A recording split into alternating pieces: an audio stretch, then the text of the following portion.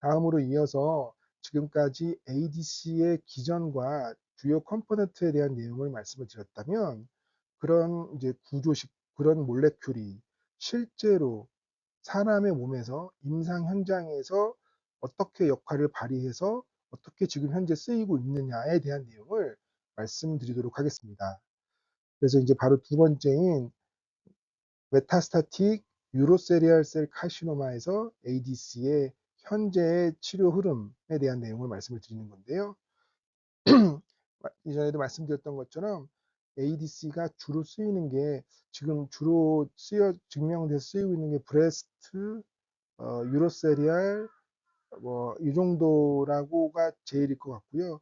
그 중에서도 특히나 이 엠포투바 베도틴이 나옴으로써 거의 가장 대표적인 ADC 약제라고 하겠습니다. 그래서 이 대표적인 ADC 약제에 대한 내용을 말씀드려 보겠습니다. 메타스타틱 UC에서 주요 쓰여지고 있는 ADC는 반복해서 나옵니다만 조금 전에 말씀드렸던 엠포투마 베도틴, 넥티포라는 캔서의 안티젠을 타겟으로 하는 엠포투마 베도틴 줄여서 EV가 있겠고요. 그 외에 현재는 쓰이고 있지 않지만 트롭2라는 타겟을 대상으로 한 사키스투주마 고비테칸, SG라고 불렸던 이 약제가 있고요. 그리고 이제 허투를 타겟으로 한 트라스마 엠탄신, TDXD, 디스타마 베도틴 같은 약제들이 현재 유시에서 효과가 컨퍼머티브한 경우도 있고 컨퍼머티브 하지 않지만 주요 페이스 2 연구 등에서 승인이 되어서 쓰여지고 있는 약제라고 하겠습니다. 그래서 UC에서만큼은 현재 이제 이런 ADC가 하나의 스탠다드 오브 케어라고 이제 말씀을 드릴 수 있을 것 같고요. 좀 이따 말씀드리겠지만 특히 퍼스트 라인에서까지도 메타스타틱 UC에서 시스플라틴 병합 항암제를 뛰어넘은 최초의 약제라고 하겠습니다. 그래서 EV를 조금 더만 자세히 말씀드리면 넥틴4를 타겟으로 하는 것이라고 했고요. 일반적인 IgG1 안티바디를 백본으로 하고 있고 프로테아제 형식의 클리버블 링커를 사용하고 탁생 계열의 MMA 페이로드를 적용하고 있으며 거의 4대1에 가까운 DAR 레이쇼를 보이는 약제라고 하겠습니다.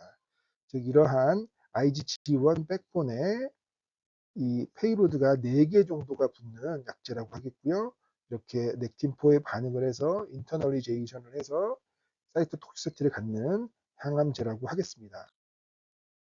그래서 지금 현재 그 UC의 메타스타틱 UC의 치료는 이제 붉은색이 보험이 급여가 되는 약이고 이제 푸른색은 이제 허가만 된 약인데요. 퍼스트 라인에서는 아직까지는 플라티늄 베이스드 케모세라피, 젬스타민 시스플라틴이나 젬스타민 카보플라틴이 급여하에 위주로 쓰여지고 있고요.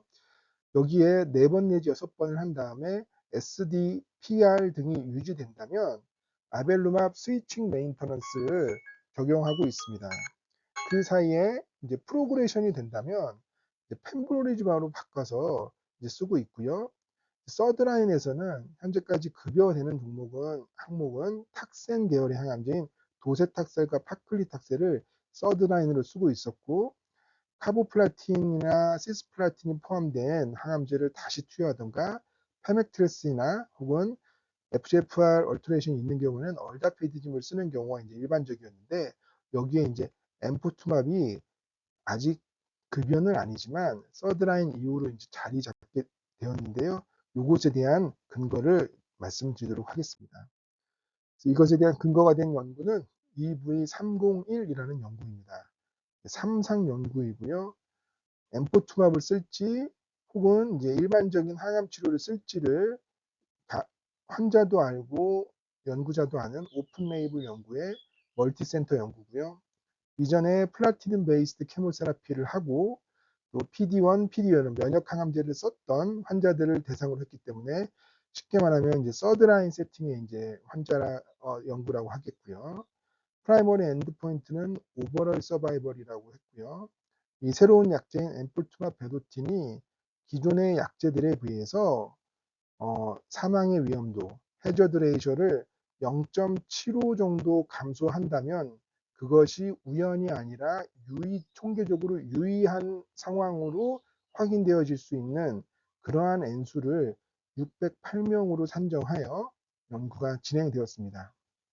여기까지 말씀을 드리면 이제 종양내과 이런 연구나 혹은 뭐 의학 연구를 많이 봐온 사람이라면 쉽게 이해가 되시겠지만 그렇지 않은 분들은 조금 당황하실 수도 있을 거라고 생각됩니다. 그래서 제가 이번부터는 잠깐만이라는 코너를 만들어서 그런 내용들에 대해서 짧게 말씀을 드리고 이어나가려고 합니다. 그래서 말씀드렸던 삼상연군이 하는 것이 조금은 생소하실 수 있거나 그렇지만 좀 명확하지 않으실 수 있는데요. 어떤 항암제 개발의 과정은 약제가 개발되면 세포에서 그리고 동물에서 동물 실험으로 인간이 여러 조건들을 다 통제하에 실험을 확인해서 또 효과가 이제 확인이 되면 그것을 이제 인간으로 옮겨서 First in Human Study로 일상 연구라는 것을 하게 됩니다. 이 일상 연구는 유효성을 평가한다기보다는 약이 어떤 용량이 인간에게 적절한지에 대한 용량을 찾는 안정성과 용량을 확인하는 연구라고 하겠고요. 이 연구에서 이제 적절한 용량이 찾아지면 이제 이상 연구, 페이스 2 연구라고 해서 보통은 한 50명에서 100명 정도로 해서 싱글암으로 하나 어떤 대조군이 없이 싱글암으로 보통은 그 약의 효과를 그 안에서 그냥 확인해 보는 대부분 그 안에서 확인해서 기존에 투여되고 있던 약제들의 효과와 간접적으로 확인해서 유효성을 확인하는 그런 이제 이상 연구가 이루어지게 되고요. 그 뒤로 이제 수백 명의 환자를 대상으로 해서 이제 3상 연구, 페이스 3 연구가 진행이 됩니다. 이 연구부터는 그 당시까지의 스탠다드 오브 케어라고 할 수 있는 SOC를 대조군으로 하고 새롭게 확인하고자 하는 약제, 레지먼을 이제 시험군으로 해서 비교하는 연구를 하게 되고요. 따라서 이 연구는 현재의 치료와 비교해서 유의하냐 아니냐를 확인하는 거기 때문에 단순한 유효성 확인이 아니라 효과를 컨펌하는 확증적 연구라고 하겠습니다. 보통 이 삼상 연구를 바탕으로 해서 약제가 이제 승인이 되거나 우리가 이제 임상에서 이제 쓰여지게 되고요. 다만 이제 여기서 이제 추가로 사상, 주로 이제 시판후 조사라고 불리는 페이스 4 연구가 아주 장기적인 효과라든가 혹은 아주 드문 이상 반응 정도를 감시하기 위해서 이제 시행되어지고 있습니다. 그래서 보통은 이 세포 실험과 동물 실험을 우리 인간에게 투여되기 전인 전임상 연구라고 해서 말을 하게 되고 이때는 이제 실험이 되는 것이고요. 예를 들어 온도나 사료의 양이나 뭐 어떤 공급되는 수분이나 그런 것들을 다 이렇게 조정을 해서 조건을 통제해서 이제 진행하는 연구가 되겠고요. 이 여기서부터는 이제 임상 연구라고 하고 이때부터 실험이 아닌 이제 시험, 시도, 이제 트라이얼이 되겠습니다. 그래서 실험실처럼 모든 조건을 통제하는 것이 아니라 어, 물론 기본적인 뭐 성별이나 그런 거는 조절할 수 있겠지만 그 외의 상황은 당연히 인간을 그렇게 조절할 수는 없고요. 대신에 이제 여러 가지 이런 만들어진 가설이나 그런 것에 따라서 연구 과정을 의학적, 윤리적으로 절차를 지켜가며 준수하는 것. 그리고 이 만들어진 가설이 정말 인간에게 해도 합당한지에 대해서 IRB나 여러 기관들에서 이제 식약처나 여러 기관들에서 이제 감시를 하고 이제 검토를 하고 승인을 하고 이렇게 하는 것을 이제 임상 시험이라고 하겠습니다. 그래서 간혹 환자분들이 임상 시험을 권고할 때 우리를 실험 대상으로 여기는 거냐라고 하는데 그때의 실험은 그 사람은 무슨 밥만 먹어야 되고 그런 식의 우리가 하는 건지 그런 것은 아니고 여러 가지 그런 절차에 의해서 의학적 윤리적 절차를 따라가면서 이루어지는 것이다라고 해서 그거는 이제 시험이다라고 설명을 드리면 될 것 같습니다. 그래서 이런 것이 결국에는 왜 하느냐? 현재 우리의 진료의 환경은 에비던스 베이스드 메디슨의 시대이기 때문입니다. 그래서 줄여서 이제 EBM이라고 하는데요. EBM의 에비던스는 뭐냐라는 식의 근거에 대한 이제 논란은 있지만 어쨌든 그 EBM이 없다고 하면 의사들은 이제 과거에 이제 마술사, 주술사 개념으로 갈 수도 있는 거거든요. 하지만 우리가 그 치료가 효과가 있냐? 어떤 근거에서 효과를 얻었냐에 따라 치료했느냐를 우리는 할 수밖에 없는 지금의 이 시대이기 때문에 이제 그렇게 하는 것이고요. 다만 과연 이런 식의 방식의 연구가 앞으로도 영원히 그럴 것이냐? 그건 아닐 수도 있겠지만 현재의 상황은 이제 그렇다는 겁니다. 미래의 예는 좀 예를 들어본다면 아직 뭐 확실한 건 아니겠습니다만 워낙 이런 정보 처리의 양이 늘어나게 되고 AI 등이 이제 빠르게 그거를 이제 의미를 찾고 해결을 하다 보면 예를 들어서 지금의 이런 삼상 연구를 한다고 하면 A약과 B약을 비교하고 나머지 뭐 성별이나 뭐 그런 특징적인 거를 이제 잘 이렇게 랜덤을 해서 하는 것이 현재의 연구 방식인데 그런 미래에는 그냥 어떤 약을 복용하고 안 복용하고만 비교하는 게 아니라 그 사람이 산책을 몇 시간 하고 햇빛을 몇 시간 보고 식사를 얼마만큼 그런 것들을 다 정보를 다 조합을 해서 어떤 것이 합당하신 건가를 확인하는 식의 연구들이 뭐 구글 같은 데서 시도하고 있다고 합니다. 그래서 그렇게 된다고 하면 이런 디자인의 개념은 조금은 달라질 수 있을 거라고 생각합니다만 아직까지 우리가 효과를 확인했다. 그것을 치료한다라고 하는 이 EBM의 시대의 의학에 있어서는 이러한 절차가 이루어지고 있다는 것을 이해하시면 될 것 같습니다. 그래서 이제 NCCN에서도 보면 첫 번째 이제 언급으로 해서 물론 NCCN이 근거를 바탕으로 계속 가이드라인 업데이트하는 데니까 더 강조하는 거라고 할 수 있겠지만 NCCN에서는 최선의 치료는 임상시험에 참여라고 믿는다. 그래서 임상시험이라는 것은 충분한 문헌의 리뷰와 사전 연구를 통해서 합당한 가설을 선택해서 적절한 윤리적 절차 하에 진행되는 것이기 때문에 그것이 이제 대조군에 되든 보통 시형군에 되든 어느 쪽이든 환자분에게 이제 최선의 치료가 될 수가 있기 때문에 이제 그렇게 표현한다라고 우리가 이해를 하고 실제로 환자분께 설명할 때도 그렇게 말씀을 드리면 될 거라고 생각됩니다. 그래서 앞서 말씀드렸던 이 EV301 연구도 삼상의 연구라는 것은 그런 의미로 이해하시면 될 것 같고요. 그렇지만 앞서 말씀드렸던 것처럼 당연히 이제 이상 연구로서 EV201 연구, 일상 연구로서 EV101 연구가 있었다는 것을 아시면 될 것 같습니다. 이 대조군은 이제 한 가지 약제가 아니라 일반적으로 서드라인 세팅에서 쓰는 도세탁셀, 파크리탁셀, 빈프리닐 중에 하나를 그냥 이 PI 연구자가 선택하는 것으로 이제 했고요.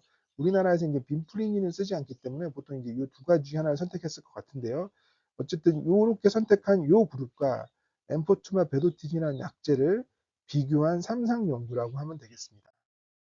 이 삼상 연구의 결과인 프라이머리 엔드포인 오버럴 서바이벌을 봤을 때 이 엠포투마 베도틴과 케모세라피를 비교한 이 카플란 마이어 커브를 봤을 때 이 50%의 환자가 생존했던 평균 생존 기간이 메디안 오버럴 서바이벌이라고 하는데요.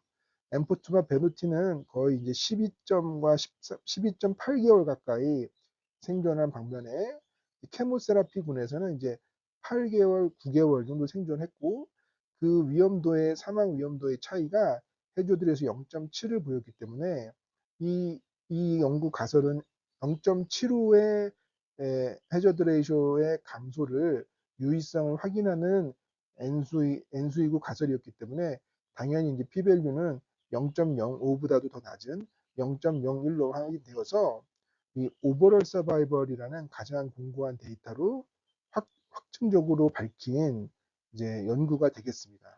그리고 여러 가지 이 서브 그룹에서도 유사하게 뭐 고령이거나 혹은 리버 메타가 있거나 혹은 이전에 이뮨 체크포인트 이니비터에 잘 듣거나 안 들었거나 모두에서 이제 일관되게 유의하게 좋은 효과를 보여서 EV는 이제 이 연구를 바탕으로 해서 서드라인에서 이제 하나의 확증적 확고한 치료 옵션으로 이제 자리를 잡았다고 하겠습니다.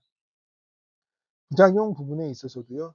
EV와 일반 케모세라피 그룹 간에 그레이드 3 이상의 어드버스 이벤트에 대해서 거의 유사한 차이를 보였습니다. 다만 그 세부적인 내용을 보면 조금은 차이가 있는데요. EV 같은 경우는 이제 퍼티그가 조금 있고요.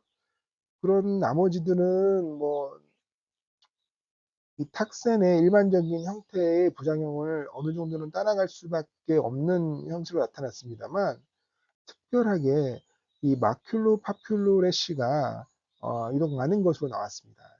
그 이유는 나중에 말씀드리겠습니다만 이 EV가 타기에 들어가는 렉틴4가 스킨의 케라티노사이트에도 많이 존재하기 때문에 이것이 이제 온사이트로 형태로 이 항암제가 암세포에만 주로 많이 가는 것이 아니라 우리 몸의 정상세포 중에서 스킨에도 많이 가게 되면서 여기에 이제 이런 래시 같은 부작용이 특징적으로 많이 나타났다고 보시면 될 것 같고요. 케모세라피 그룹에서는 대부분 본메로 서프레션에 의한 부작용들이 많았다라고 보시면 되겠습니다. 그래서 이제 EV가 이렇게 확고하게 서드라인으로 자리 잡았고 현재까지는 우리나라에서도 이제 급여로는 쓸 수 없는데요. 아마 조만간 급여가 되어서 쓸 수 있는 시점이 되지 않을까 이제 생각이 됩니다. 이제 저도 이제 종종 환자분들을 이제 대상으로 쓰고 있는데요. 예를 들면 이제 이 TCC 환자가 그러니까 유로세렐셀 칼시노마 환자가 잼 카보를 먼저 4번 하고 PR을 보여서 아벨루맙 스위칭 메인터넌스를 4번 했는데 중간에 이제 4번 하고 CT를 찍었더니 통증이 약간 심해지면서 CT에서 PD를 보여서 서드라인 치료를 선택해야 되는데 파크리탁스는 급여고 EV는 급여가 안 됩니다. 어떻게 하시겠습니까? 했을 때 이제 보통은 이제 사실 좀 그렇긴 한데 실비가 없는 환자분들은 이제 보통 파크리탁셀류를 선택할 수밖에 없고요.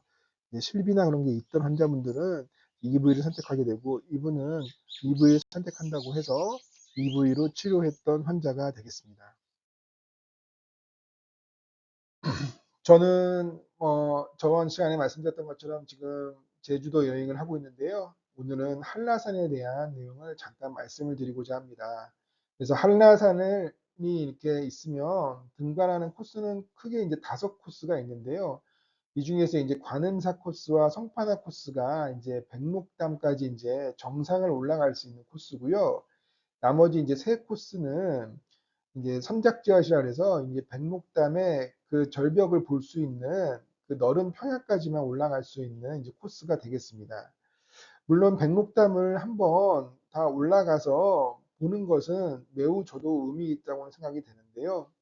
그렇지만 하나의 풍경으로만 봤을 때는 저는 영실 코스가 가장 아름답지 않나라고 생각을 해서 이 부분을 이번에 또 이렇게 영실 코스로 올라서 이제 어리목 코스로 하산을 했는데요. 그 내용을 잠깐 말씀을 드리고자 합니다. 그래서 영실 코스는 한라산 하면 되게 무섭지만 사실 이 1200, 1300고지까지 차가 올라갑니다. 그리고 이제 1700, 1800 그 넓은 고원지대라고 있는 선착지까지 올라가는 기 때문에 사실 그 높이 자체는 한 600m 정도라서 뭐 일반적으로 서울 근교의 산이라고 생각을 하시면 될 것 같은데요. 다만 이 높은 고지대에서 출발해서 아주 높은 고지대까지 올라가는 거라서 이 변화하는 이 환경의 모습들이 너무나도 이제 드라마틱하고 그리고 일정 부분 높이에서는 이 뒤쪽에 이 해안가로 펼쳐지는 이 뷰가 아주 멋집니다. 그래서 아마 육지의 산들하고는 또 다른 약간 전혀 다른 느낌의 경험을 하실 수 있어서 여력이 된다면 한번 올라가 보시는 걸로 꼭 말씀을 드리고요. 초입에 올라가면 이렇게 빽빽한 숲이 이렇게 있는데요.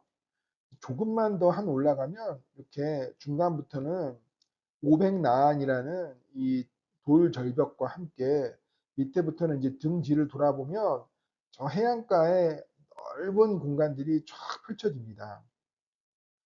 그리고 이제 그 옆으로 가보면 제가 이제 비온 다음 날 갔는데요. 이렇게 평소에는 나타나지 않는 이런 폭포들이 중간중간에 이렇게 물줄기들이 이제 만들어지면서 이제 폭포가 이제 나타나고요. 그리고 이제 더 높은 이제 요 위까지 이제 올라가면 이렇게 이제 철쭉꽃이 아직 만개하진 않았는데 철쭉꽃과 함께 이 백록담 요 절벽과 함께 이렇게 같이 보이게 됩니다. 그리고 이때쯤 이렇게 뒤를 돌아보면 그야말로 알프스 산에 온 게 아닌가 하는 느낌이 드는 그런 뷰가 이제 나타납니다.